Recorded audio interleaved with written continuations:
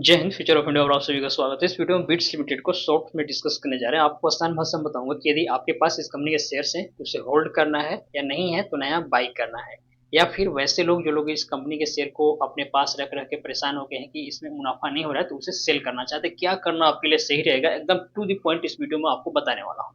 सबसे पहले ये समझिए कि बिट्स लिमिटेड जब आप इस कंपनी के शेयर्स को बाई किए थे तो क्या सोच के बाई किए थे। सबसे पहले आपने इस कंपनी के काम धाम को देखा होगा। आपने देखा है कंपनी मल्टीपल बिजनेसों में लगी हुई है, यानी कि किसी एक आध बिजनेस में नफा नुकसान हो भी जाए तो दूसरे बिजनेस से कंपनी के पास पैसा आता रहेगा। और आपने लॉन्ग टर्म का इसमें सोच के इन्वेस्टमेंट किया होगा। तो अगर लॉन्ग टर्म के आप निवेशक हैं इस कंपनी में तो बेशक इस कंपनी के शेयर को आप होल्ड करके चलिए, क्योंकि लॉन्ग टर्म में बहुत बेहतर रिटर्न इस स्टॉक में बनेगा और इस स्टॉक ने कमाकर दिया भी है। रही बात इन दिनों मार्केट की स्थिति ठीक नहीं है तो जिस वजह से इस कंपनी के शेयर प्राइस इन दिनों थोड़ा डाउन आते हुए दिख रहा है। अब देखिए यहाँ पे देखेंगे चार्ट पे तो इसके टेक्निकल एनालिसिस की बात करें तो अभी देखिए क्या है कि प्राइस कंसोलिडेशन फेज में चल रहा है, 10 से 15 रुपए के बीच में चल रहा है। और जब सब चीज बढ़िया है, क्योंकि फंडामेंटल इस स्टॉक के बढ़िया है और कंपनी के क्वार्टर्स के नंबर बेहतर आ रहे हैं, तो जाहिर सी बात है कि कोई भी स्टॉक कंसोलिडेशन बहुत देर तक नहीं रहता है, इसको ब्रेक करेगा। और ब्रेक करने के बाद हम सभी जानते हैं कंसोलिडेशन फेज से निकलने के बाद ऊपर जाता है, प्राइस आएगा ऊपर। तो जब प्राइस ऊपर आएगा और नए लोग यदि लॉन्ग टर्म के लिए इन्वेस्टमेंट करना चाहते हैं तो वो जब 15 रुपए के ऊपर निकले तो यहाँ पे बाई कर सकते हैं। नया लोग अगर एकदम टॉप पे बाई किए हुए हैं यहाँ पर तो वो यहाँ पे एवरेजिंग कर सकते हैं। मैं ध्यान दीजिएगा, बार बार बेचने की बात नहीं कर रहा हूँ, क्योंकि यहाँ पे जब आप क्वार्टर्स के नंबर देखेंगे तो समझ में आएगा कि कंपनी के पास दिसंबर क्वार्टर में 31 लाख के आसपास सेल्स हुए हैं, जो कि पिछले 2-3 क्वार्टर में सबसे ज्यादा हुआ है।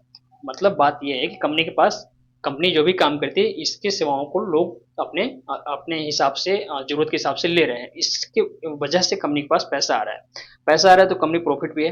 देखिए नेट प्रॉफिट देखेंगे तो जो लास्ट क्वार्टर में कंपनी के पास पैसा हुआ 9 लाख के आसपास हुआ है।